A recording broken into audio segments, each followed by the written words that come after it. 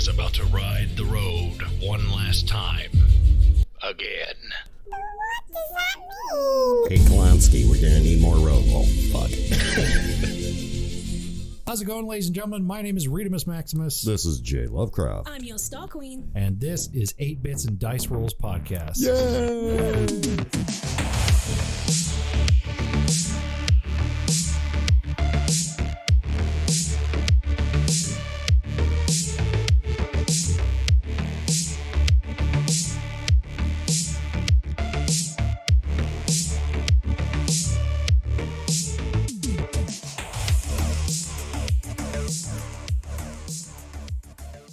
Episode 10, and today we're actually going to be talking about quite a bit of things, mainly blunders.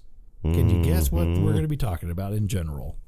Starts with movies, wizards, blunders for the summer. And a partridge in a pear tree, don't forget that. Oh, yeah. Well, hey, it is Christmas in July at this point, right? So that makes sense. 6 more months. Yes. So starting us off, Mr. Lovecraft, why don't you talk about the wizard fiasco that you have unveiled? Now, true or false, ladies and gentlemen, dear listeners of this podcast, in which we thank you so much, because without you, this podcast would not happen. Now, correct. Help us out with this one.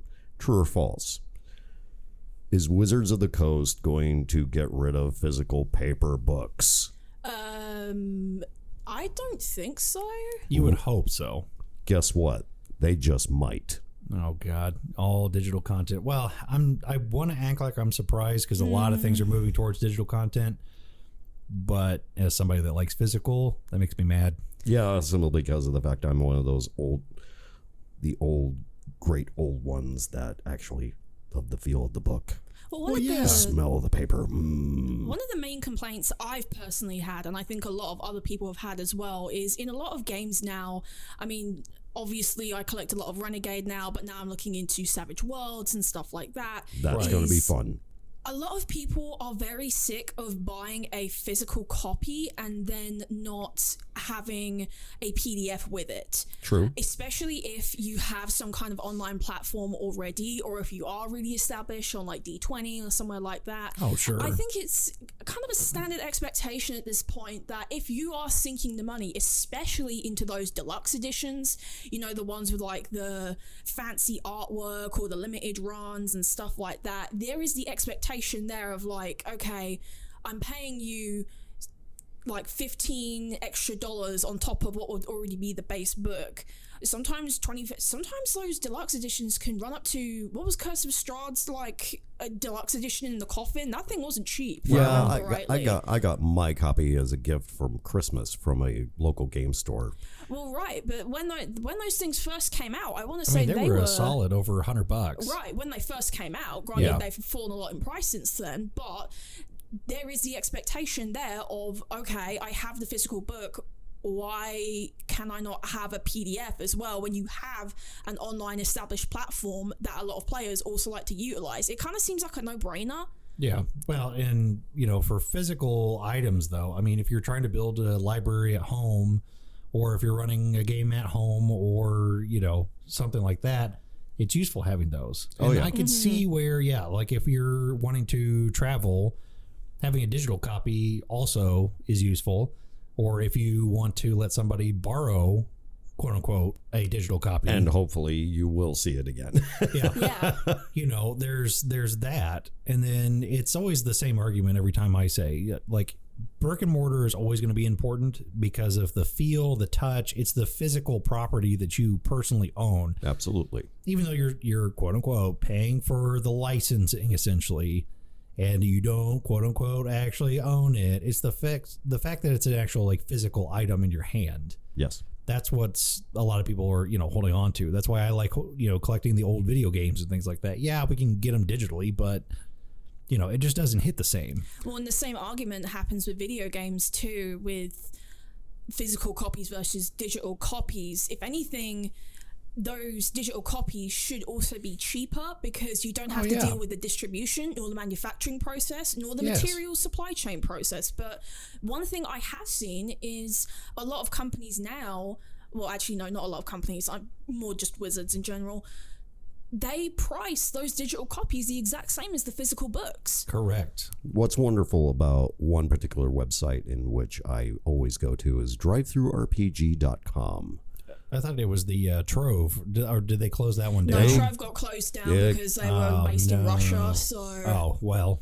Yeah, well, about that. yeah, so don't feel too bad about that. Yeah, drivethroughrpg.com is your way to go, simply because you not only can order and special order a copy for you, they can also give you the free PDF with it. Oh, that's nice. So at least you get a kind of a sneak peek type deal. Well, didn't you do that with Transformers? Yeah, so with Transformers, so the way Renegade does their PDFs is very interesting because they will release the PDFs months before the physical books come out. However, at that point, you're asking, okay, well, I have the digital copy of the book already. Why should I just not cancel my order at that point? They don't include all of the artwork in the PDFs. Oh, yeah. No. Yeah, I remember you saying So, that. for example, if you want the full artwork, if you want the full experience of the book itself, now all the content is still there, but sometimes, it is nice to have those visuals in the book itself because sometimes you might not know what you're looking at. Like, for example, I remember at our session 0, I showed a lot of people at our table who some of the characters were because you're talking deep Transformers lore, and without that character visualization, if I just tell you, okay, this is Tarn, he's Megatron's head of secret police and he's a tank, that could be Right. literally anything. Exactly. Especially when certain characters have those physical characteristics. I mean, the same with Strahd, like if you want to go like old school D&D, Strahd has a very specific look to him. Same with Vecna, same Right. with any of the classic D&D people. Now, if I just told you that like Vecna was a weird corpse mage with an eye in his hand, like that could mean anything. But Yeah, if you want to have another lich. yeah, or Strahd, okay, he's a vampire. All right, what's so special about him then? Like, why isn't this just a D&D vampires campaign, Right. So I think it is important that you do have that is the trade-off. Although that was the only book that they've put out so far. They have had a couple books since then, so this could have changed. I don't know. However, I do think you still shouldn't be charging full price for a book that you don't physically hold in your hands. I don't blame you simply because of the fact that when I purchase a book, say like a $70 book, yeah, I get the nice art and everything. Now, for me, the art in any book, regardless if it was black, white, color, two color, whatever, it always gives my brain a sense of, okay, you can create this or you can create that. It's an inspiring form Yeah. of anything that you want to create, I mean, when I purchased Vampire of the Dark Ages, perfect example, I purchased the real cheapy kind, it was like $60, but the most expensive version was like $270. And it was including the gold on the pages, and it was, of course. Oh, okay. Well, that's actually what you're paying for, but that's a physical thing. Oh, yeah. But what's nice about it, you get the free PDF before they actually print the thing and deliver it to your home. So. Yeah. And again, that goes back to now you have a copy that you can keep at home because it's safe, because it's a nice thing, and then you can take the digital anywhere you go. Precisely. Same thing, and it always comes back to like, video games versus board games. Same concept, right? So you want something digital, you could take it somewhere. That's what the Switch is for. We have mobile gaming for that reason. But going back to the whole thing about how digital stuff costs as much as physical, let's talk about Spider-Man 2 for a minute here. That collector's edition is $250, and yes, it comes with a really awesome Venom versus Miles Morales versus, Peter Parker. Wow. Spider-Man statue. It's only digital for the game. Oh, wow. And you get a steel case, that's it. There's no physical copy with it. Just a case with the statue. Just a case. You get some in-game unlockables, like 10 different suits or something like that. But the other problem I have with that too is it's one thing I saw when I went back to play the other Spider-Man game for PS4 is everything was already in there. Oh, nice. Yeah, so I'm not really sure what exactly you're gaining because it's not like it's just hidden stuff. It's all things you can already get in the game too. It's just kind of like early unlock, right? So I mean, for $250 in a statue, that's a steal. I think at that point you're paying just for the statue, to be honest. yeah, but I mean, from what I saw on the statue, it's not like it's some kind of Kotobukiya like level statue. Right. You know what I mean? Like you're not getting somebody's like hard made, artwork. It's literal just a resin print that they, painted professionally or whatever. Oh, nice. But dear Lord, for a digital copy, like that's so much money. And then I remember the original Spider-Man, it was only $150. Yeah. And it came with a physical copy. So it's just, silly stuff. It's one of those teeter-totter things, what you do with your money. Just like, do I really want this or do I really want that? And it's like, what can I afford? What can I not afford? Yeah, but then if they don't give you the option to choose that, then what's the difference between a physical copy and a digital? Yeah, what's the point? So, yeah. Speaking of superheroes, I think it's time we moved on to movies because I want to talk about the dead speedster in the corner. Oh, yeah. So has anybody at this table seen The Flash before I go into this? Hang on for a second. He's dead, Jim. Okay. Next question. Is anybody at this table going to see The Flash? Because what I'm going to say has spoilers in it. Well, so... I mean, eventually, but not to the point where I care. Okay. So, spoiler alert marker if you haven't seen it before this episode comes in. Yes. But let's be real, the movie's been out for a couple weeks now. If you haven't seen it at this point, like you're probably just going to wait until it comes to streaming anyway. So, yeah. Okay. Other than now people have figured out that it might have actually been a better idea to not release The Flash at all because of how much money it's lost. Yeah, it makes me think and wonder how much did Warner Brothers actually lose in this? It's going on like 70 million. Oh shit. Yeah, it's done terribly domestic, it's done terribly internationally, and now it's gotten to the point where people have figured out it would have been a better financial move on Warner Brothers' part to have not released the movie at all. But that's not what I'm here to talk about today. Let's hear it. I think one of the main 2 reasons this movie failed. Well, actually, no, 3 reasons this movie failed. One, their star kind of wore out his welcome 2 years ago when he got arrested in Hawaii for assaulting and breaking into 2 random people's hotel rooms. Whoops. Yeah. And for some reason, Warner Brothers decided to go, yeah, that's who we want in our superhero movie, being the big star. Yeah, but think about these kind of things. So when they announce who they're going to have, it's a 2-year process. So this happened after he probably was already announced. No, this happened before. How do you know? Well, if I recall rightly, all of this stuff actually came out when Justice League came out. Now, I'm not sure about the production timeline between Zack Snyder's Justice League and The Flash. From what I understand, there was a gap period because we had some stuff going on with like James Gunn, and there was the Amber Heard thing. So there was some stuff in there. However, I think one of the reasons also why this movie is failing hard as well is just some of the creative decisions that went into this movie. And this is what I really wanted to bring up today. So everybody at this table has seen Rogue One, right? Oh, multiple Correct. times. One of my favorite war movies. Okay, so we all know about what they did in that movie with Grand Moff Tarkin and Princess Leia, right? Oh, absolutely. I think they did a fabulous job with CGI and then giving them the credit. I mean, yeah, but that's my opinion. I'm sticking to it. No, I mean it's good for what it was, especially for the timeline. Okay, so one of the things the Flash does at the end of the movie, and now this movie's CGI has been ripped to pieces rightfully. It looks like a bad Sims game that is glitching hard because your PC is on fire. That is how bad this CGI looks. The Red Ring of Death. So everybody remembers Christopher Reeve, right? The original Superman? God bless him. So they do the Grand Moff Tarkin thing with Christopher Reeve.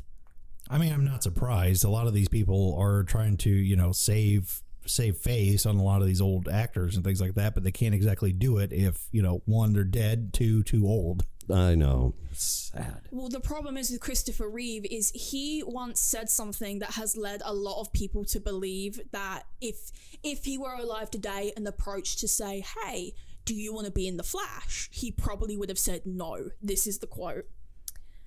Hollywood suffers from a very bad disease called sequelitis.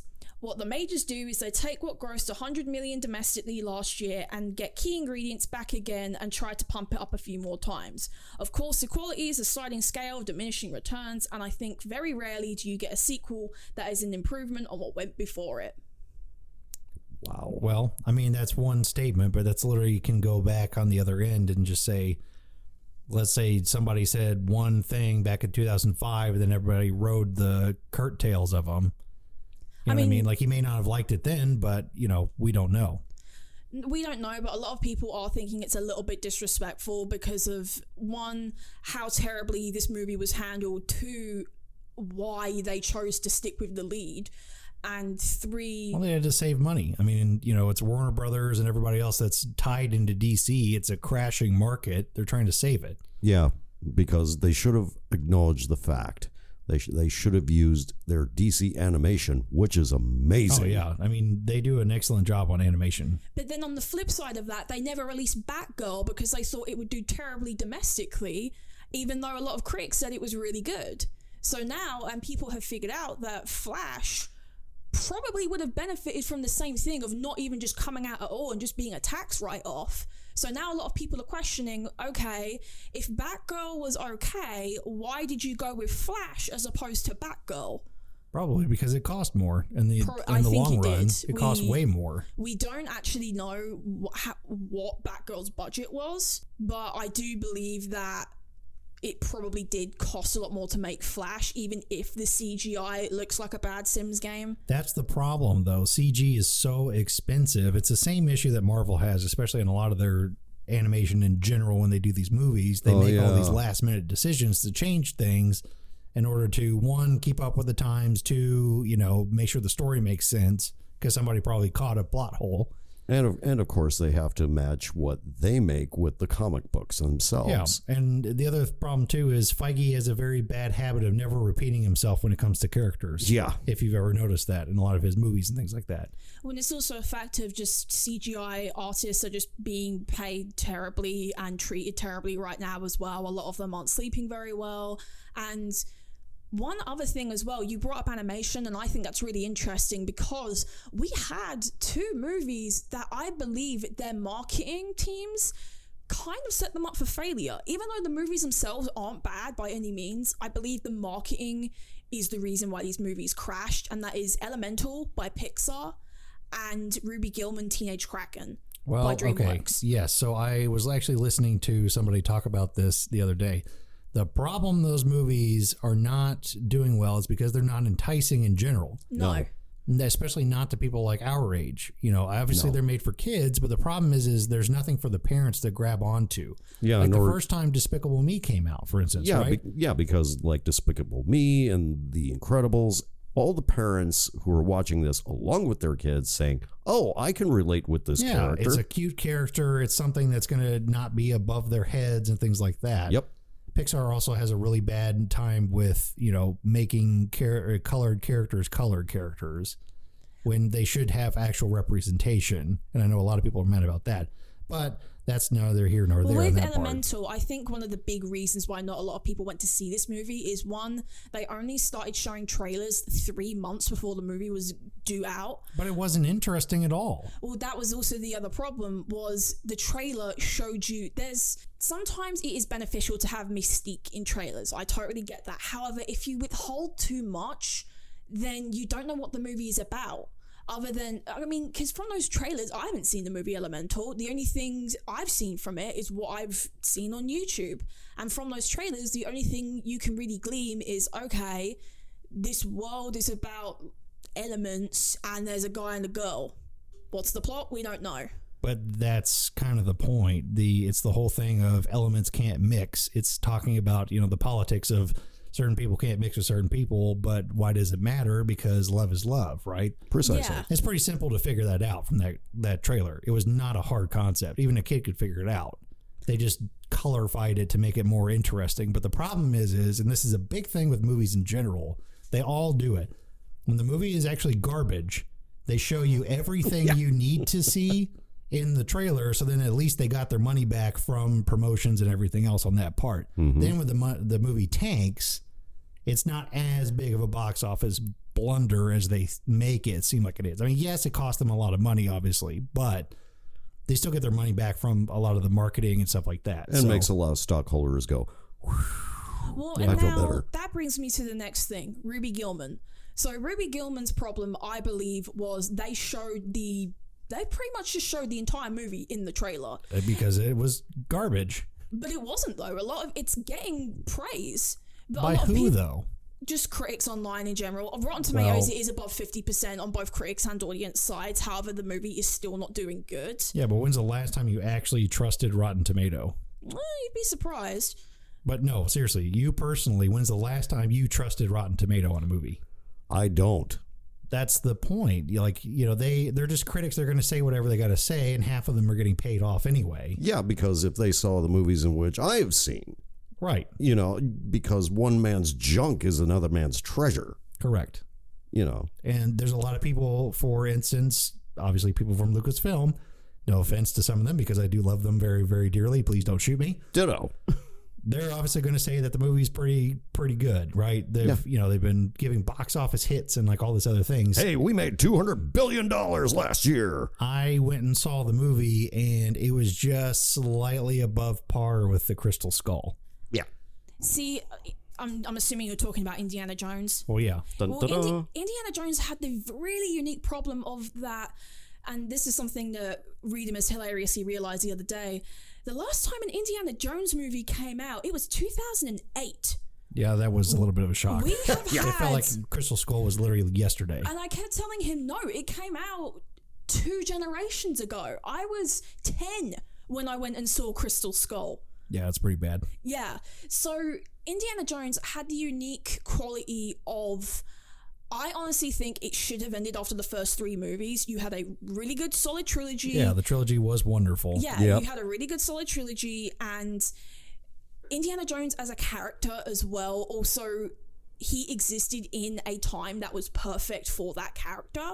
But now you have 2 generations, one that had a very bad Indiana Jones movie, and the other one never had an Indiana Jones movie. So now you have to introduce a pulpy character from the 40s to 2 new generations who didn't have any connection or context with the character aside from maybe their parents liked the movie or something, which, okay, fine, fair enough. Well, yeah, But that movie was absolutely made for the older audience. It was not made for kids. Especially the original Raiders of the Lost Ark. I remember when that sucker first came out. Oh, yeah. Right, And- but then Indiana Jones as a franchise has not had the star power, let's say, of Star Wars, if we want to use another Lucasfilm property, Yeah. We're getting to the point where that doesn't even qualify anymore as True. buying power. It's all the same process. It's not just Lucasfilm. It's literally Warner Brothers. It's like everybody. Yes, take any right now. I don't care if it's Warner Brothers. I don't care if it's Lucasfilm. I don't care if it's Disney. I don't care if it is, because they're trying to look for something that will sell on screen. Yeah, because nobody's original anymore. Yeah. It's all these remake movies, remaster movies, all this other stuff that's happening. Again, going back to the Indiana Jones problem, suffering from a character that has, quote unquote, been out of the game for 15 plus years. Yep. Now, I also think, and I'm probably going to get wrecked to death for this, I think doing an Indiana Jones Harrison Ford movie was a bad idea.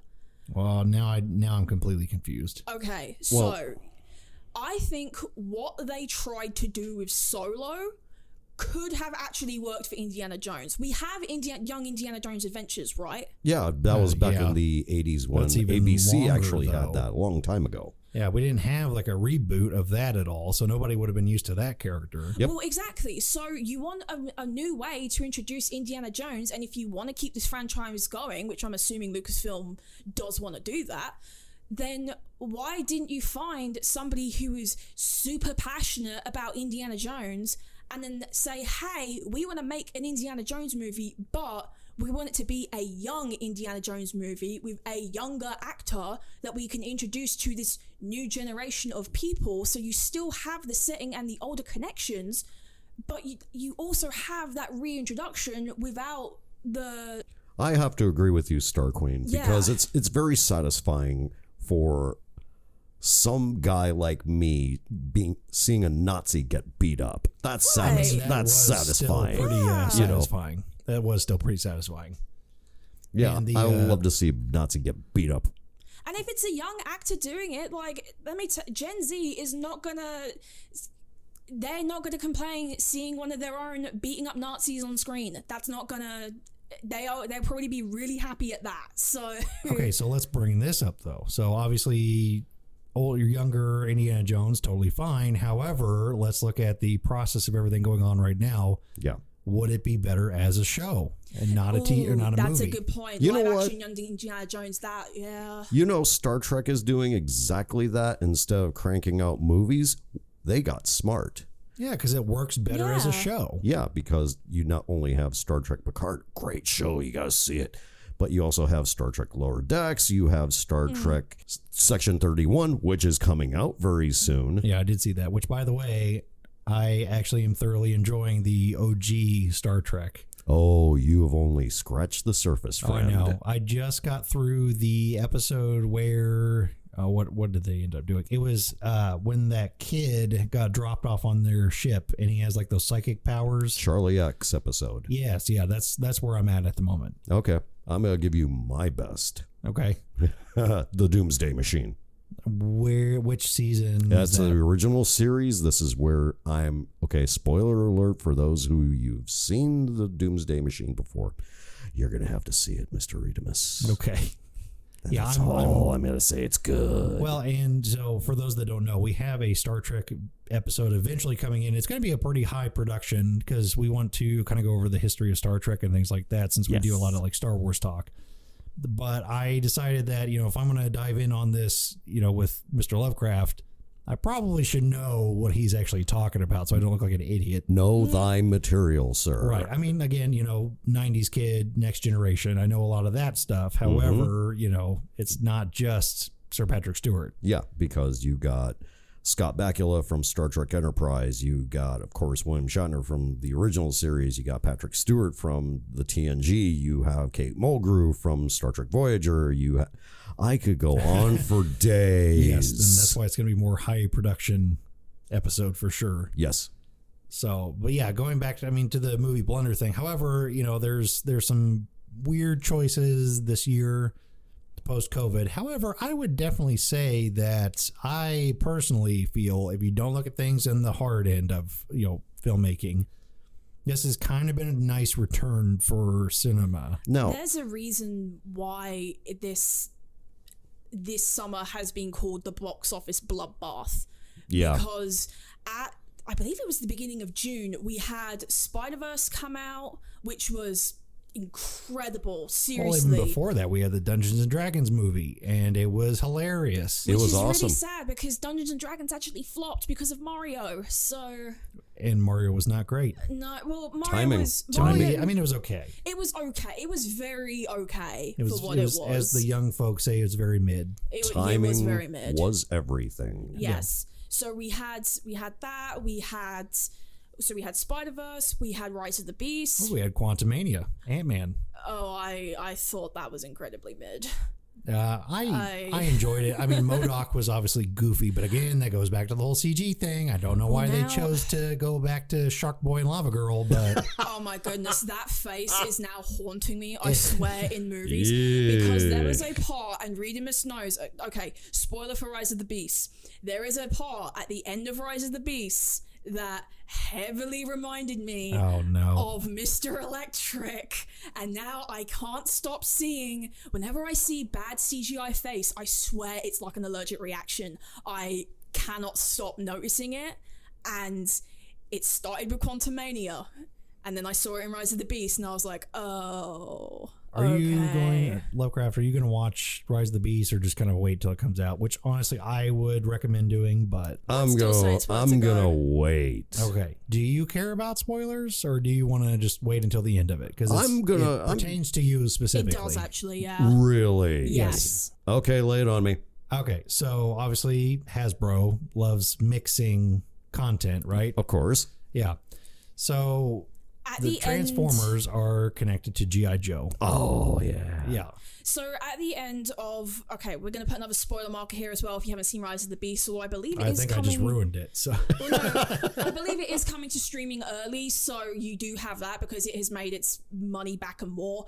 So there is a part at the end of Rise of the Beast where Mirage is getting shot and he becomes basically this power suit around the human character Noah, which it isn't out of the question. We've seen it before in Transformers. However, bad CGI face. yeah, the face was Mr. terrible, Electric. but I mean, honestly, the body of the actual suit yeah. was pretty good. However, that is also what gave away the ending for me. Yeah. Because it looks like the super suit in G.I. Joe Retaliation. Oh, Like when they're running in the streets and dodging the things. Yep. That's Well, exactly what it looked like. It's Autobot technology. Yeah. Well, pretty and much. a lot of people are also mad in Transformers right now because there has been kind of a growing disparity between Transformers fans for years now. They feel like, why is our franchise having to put G.I. Joe, is having to keep G.I. Joe on life support? This isn't fair. Like, I wouldn't even say it's on life support. I just think that G.I. Joe needs to follow the usuals and just hit the revamp button. Yeah. but it hasn't for 20 years. It's had other things since that. Well, the thing is, ever since the comic books and, of course, the movies that came out, which is not that great, to be honest with you No. folks, it needs, in my humble opinion, a new injection. But why does that new injection have to be Transformers is a lot of people's questions. Well, okay, so then True. let's go talk about the 2000 Transformers where it's America, bombs, bad lighting, looks exactly like a G.I. Joe movie. But now that we've moved away from that, But did we though? Because Rise of the Beast was very, very much the exact same thing. I'm also going to Well, bring consider- up Bumblebee here and Earthspark. Yes, and that's the problem. Bumblebee was perfect. That's what makes me mad Bumblebee's about this perfect. movie. Fuck And it. you know the other problem with that too is we just went and saw Across the Spider-Verse 2. Yeah. Like right before that, like the weekend before, got me super hyped for this movie because I love, I grew up with Beast Wars. I had all the toys, had everything. Right. And then I just got punched. In the gut. In the nuts. Now, in with all the fairness- most meh movie I've In ever all seen. fairness, Rise of the Beast wasn't a bad movie. I would still put it above all of the Bayverse movies. Oh, 100%. I will agree on that part. Just probably still below. See, for me, in just Transformers ranked movies, for me, the 1986 movie and Bumblebee are tied at number 1. Rise of the Beast, solid number 2, and then the Really? 2007 number 3. Really? You would put 86 in the same tier as Bumblebee? I would, but for different reasons.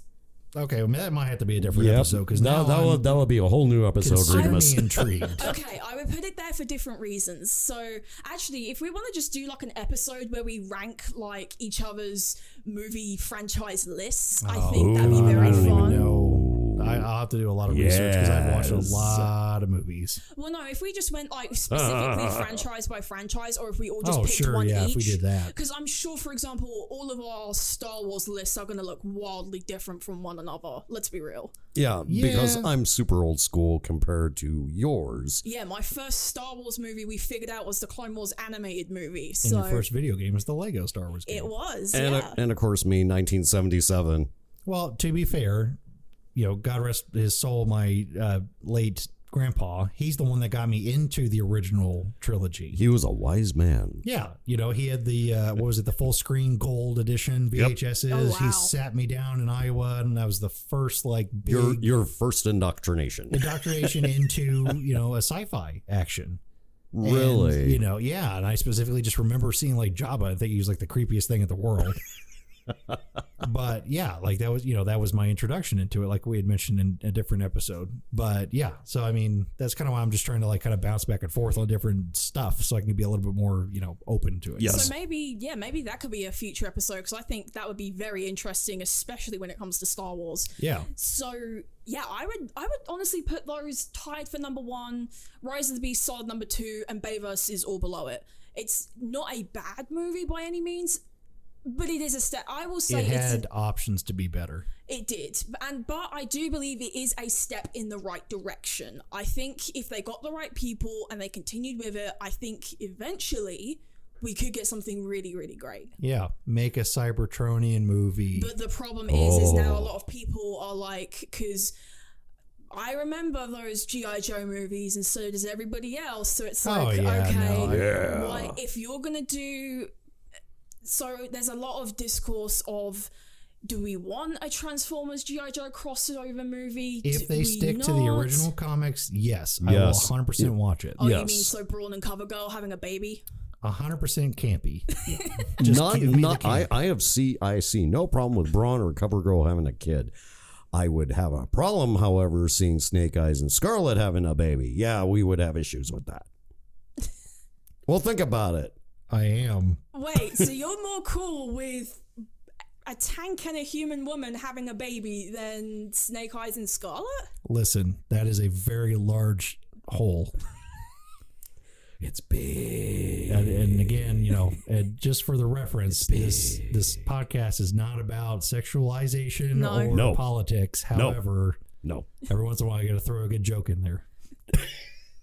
Also, I think, oh my god, the original G.I. Joe Transformers crossover comics were really fucking weird. I remember Ultra Magnus was like death, like incarnate. It was really weird. I mean, I'm not surprised, but again, it was its own thing. You know what I mean? It was campy. The idea was interesting. The whole Energon thing being older than Hitler, essentially. Yeah. So, I mean, that was kind of a cool tie-in, I thought. I think what a lot of people are afraid of, though, is that by doing this, they're just going to go the way that G.I. Joe has been going recently, and that is generic military shooter. Now there's just aliens. Well, okay, so we could easily go back to Sonic as a reference. Okay, for some reason, and this is literally every single movie, studio, stop making things realistic. Thank you. Absolutely obnoxious. Stop making things so realistic. We don't need ugly Sonic. We don't need, super realistic G.I. Joe. We've already had that, right? We need the campy stuff. Now, if you want to make a serious movie, and this is also why I'm calling this... And I want Mark Hamill to be Cobra. 100%. Ooh. You want him to be Cobra Commander? Yes. 100%. I want him to do the voice. Yes. 100%. Okay. Yeah. All right. Interesting choice. Campy.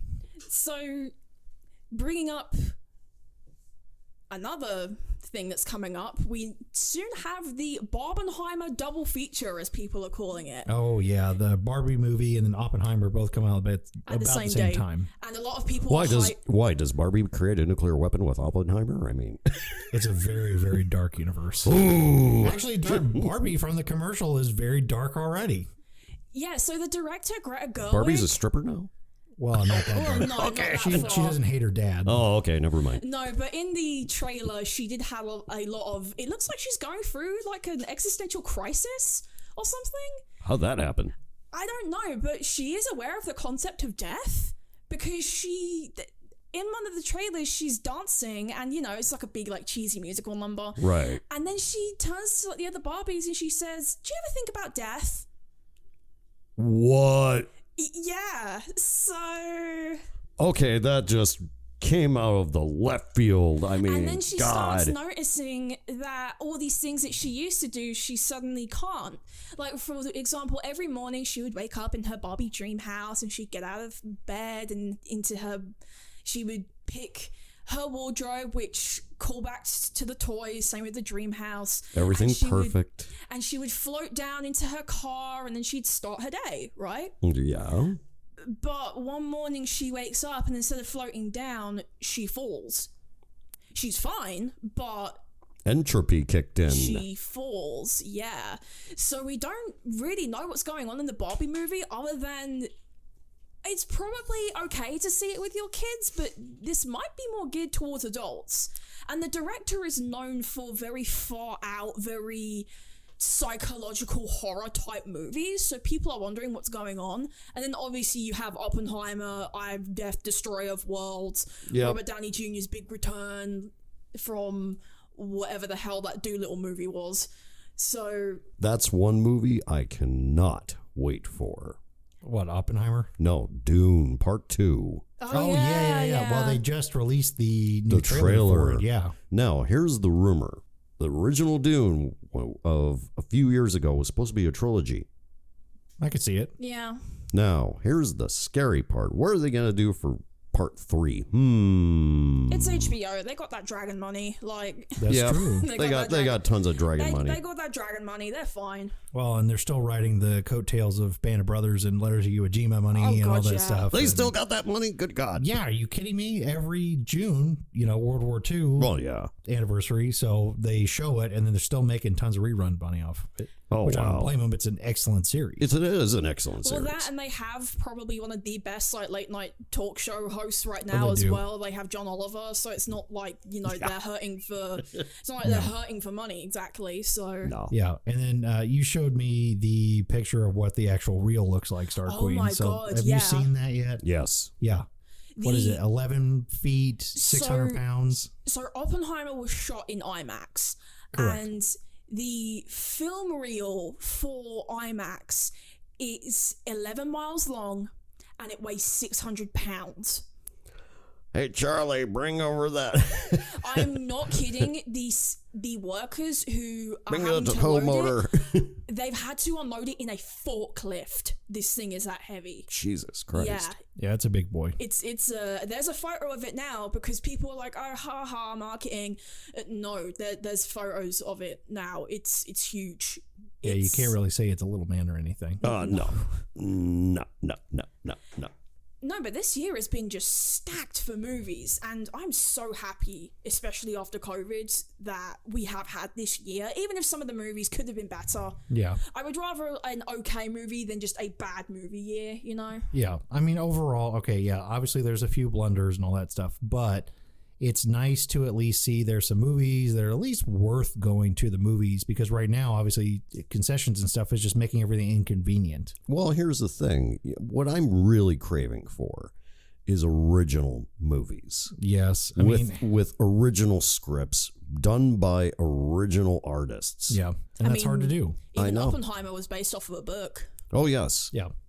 Well, I mean, it's based on an actual event. Well, so yeah, fair. There's that too. With an actual guy. Yeah, Yes. an actual guy. Every 4th of July, I have this little tradition, and it's a weird one. After the whole family shindig thing, and sometimes that gets annoying. But the one thing I always do is every single stinking year, grab, in my opinion, the most original sci-fi movie ever made, Independence Day. Yeah. I get that. I put it in my DVD player and let it go. And I got the stereo cranked up so that the neighbors can hear 10 miles away, and then just publicly display my American flag with pride. As a side note, whoever on the marketing team for Transformers said, hey, let's make Optimus Prime a popcorn bucket and have the tin be the popcorn. That is so part. cool. Those are They deserve a raise. entertaining, but holy crap, they're expensive for a piece of tin. Yeah, But true. it's for a reason. They're a limited run, and those D&D dice, I remember they did for the Those are Dungeons and Dragons expensive. movies. The Rocket one was super expensive for Guardians. Guardians came was out great, too, which was yeah. incredible. Oh my god, there's a scene in that still gives me chills, even when I look it up on YouTube. Yeah, True story. It's pretty intense. If you haven't seen it yet, make sure you do watch it. And speaking of things to check out, make sure that you do hit that like and subscribe button. Do for those more weird, content. do those weird and wonderful YouTube things, kids. Yes, and in case you guys didn't know, we actually do have a Twitch channel right Yes, now. we do. are revamping our Facebook page, and we are actually in the talks of getting a new editor. So we'll kind of go over that in a future episode, because it's a gentleman that's extremely talented and all those kind of things. Redamus is currently streaming Final Fantasy 16. I do Fortnite. I'm questing for the Optimus Prime skin right now. Yep, and then make sure to check out our shorts too. Yes. Because Yes. they're pretty fun. We got cooking shorts. We've got Plushies, unboxings, all kinds of fun stuff. Showing off some of the stuff in our office. We also might have an unboxing video coming out soon, depending on shipping times. And I'm going to do a review of, in my opinion, one of the greatest role-playing games of all time. Perfect, which makes for a great episode. So with that being said, ladies and gentlemen, we are actually going to cut it short this time. We appreciate you guys coming into the stream with us. And again, if you like what you see or what you hear, drop a comment. Let us know what your thoughts on the movies are this year. Let us know movies that you're excited for. Yes. Those kind of things. And anything else, dear wonderful nerd friends, we're there for you. We'll talk about it, and we got your back. That's right. Until next time, ladies and gentlemen, make sure to put that coin in the slot, hit that power button, roll for those initiative, dice. and we'll see you next time. Laters. Bye.